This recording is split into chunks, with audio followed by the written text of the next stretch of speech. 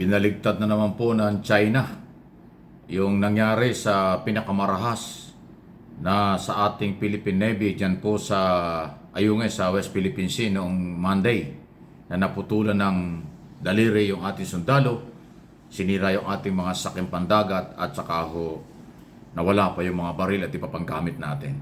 Kasi muli pong nag-press conference ang China at inihayag sa buong mundo na parang tama lang daw yung kailang ginawa dahil nga daw sa mali ang Pilipinas dito.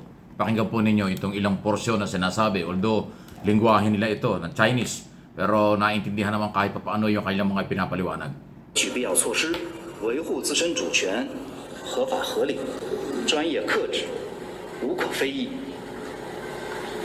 中方将坚决维护自身的合法权益，同时敦促菲方立即停止海上的侵权挑衅，否则后果自负。 Ayan, no? So, ganun katindi. Pinapalabas pa tayo ang mali. Pinapalabas pa tayo ang lumalabag sa batas.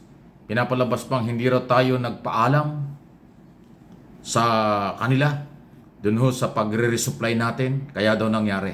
So, madalit sabi, yung karahasan na pinakamatinding kanilang ginawa, tayo pa raw ang may kasalanan. Ha? Kaya nila daw ginawa. Parang ginajustify pa ng China na karapat dapat nilang gawin yon dahil tayo ay nangihimasok sa kanilang lugar. Ay napakalinaw po na ang Ayungin ay West Philippine Sea.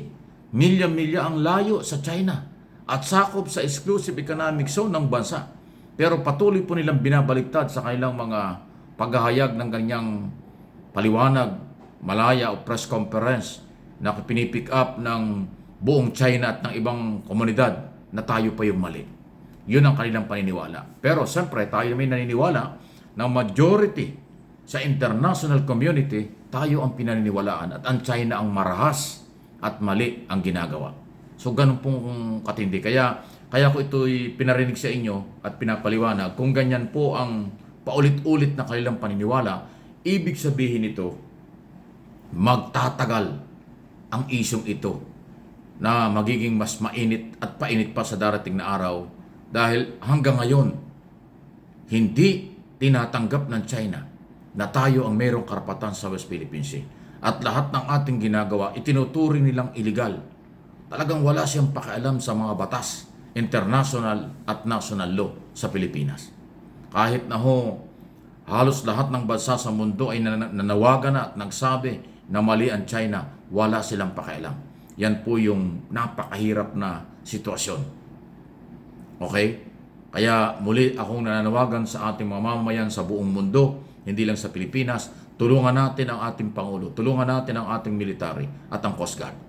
Dito sa pinaglalaban natin ito. Dahil sa ganitong sitwasyon, sa kabila ng tayo po ay sobrang naharas na, alam niyo, sirain yung ating mga sakyang pandagat na magre-resupply ng pagkain, medicine at water sa atin sa barkong BRP Sierra Madre, na kapwa sundalo, itong Philippine Navy ay sinakta nila.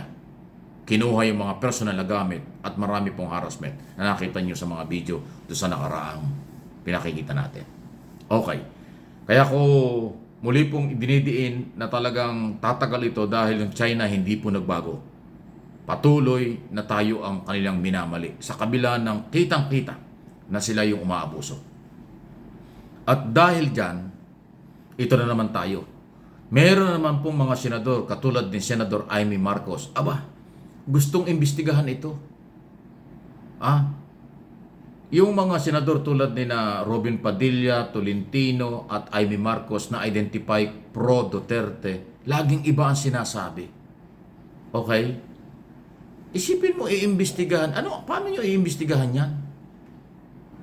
Iimbestigahan nyo dahil nagpabugbog, nagpaagaw yung ating mga sundalo. Iimbestigahan nyo dahil pumayag na masira. Hindi yung pumayag. Lumaban nga sila. Naputunan nga na ng daliri. Ito nakakapagtaka kay Senador Amy Marcos. Pagka ganitong issue, laging gusto niya mag-imbestiga. Pero yung kanyang Committee on Foreign Relation, hindi gumagalaw dun sa matagal ng resolution. Ano ba yung resolution na aproba na sa Kongreso bago nag-recess? Imbestigahan kung totoo na merong gentleman agreement sa pagitan ng dating Pangulong Duterte, nakaraang gobyerno at ang China. Dahil kasi pinaniwala kung bakit ganyang kaagresibo ang Coast Guard ng China at ang Chinese government dahil doon sa kailang paniniwala na merong agreement sila sa nakaraang gobyerno na hindi raw tinutupad ng ng Marcos administration. Yan po yung issue dyan eh. Pero itong Committee on Foreign Relations ni Senador Aimee, hindi ho nag-iimbestiga, may resolution na. Ngayon na nagkaroon po ng panibagong karahasan, nagpaparamdam, kailangan daw imbestigahan ito. Dahil nasaktan daw yung ating mga sundalo at alamin kung ano.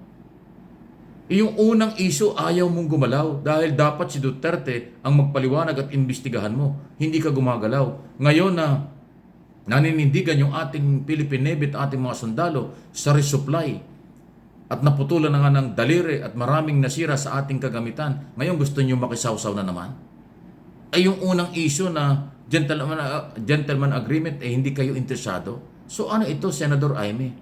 Ano ito, Senador Tolentino? At yung mga senador na identify kay dating Pangulong Duterte. Bakit laging ganyan ang inyong galawan? Nakakasawa na, nagsasawa na ang tao. Sa tingin ninyo, yung mga re-electionist na senador na patuloy na sumasawsaw dito at ang dating kumakampi sa mga Duterte at kulang sa pagmamalasakit para sa ating mga sundalo, kunwari pa kayo naaawa, kunwari kayo natatakot. Ito si Aimee mukhang may nervyos na. Takot na takot na mag-raid ang mga pulis at ipa-i-issue ang warrant of arrest kay Kibuloy. Ngayon na may nangyaring ito at ipinaglalaban ng ating mga sundalo at ng ating Philippine Navy ang karapatan ng kailang resupply na ginagawa, takot na takot siya. Bakit yung matatakot yan? Ang gawin nyo, lakasan nyo ang loob nyo, gumawa kayo ng mga batas, gumawa kayo ng paraan bilang mga senador, tulungan natin ang ating Pangulong Marcos, tulungan natin ang ating mga sundalo, tulungan natin at tulungan nyo ang ating Coast Guard para panindigan ang isyong ito na atin ito. Kung yung China nagkakaisa, para tayo sirain sa international community. Kung yung China paulit-ulit na tayo niyuyurakan, nagkakasundo sila. Bakit tayo mga Pilipino, hindi nakakasundo sa isyong ito?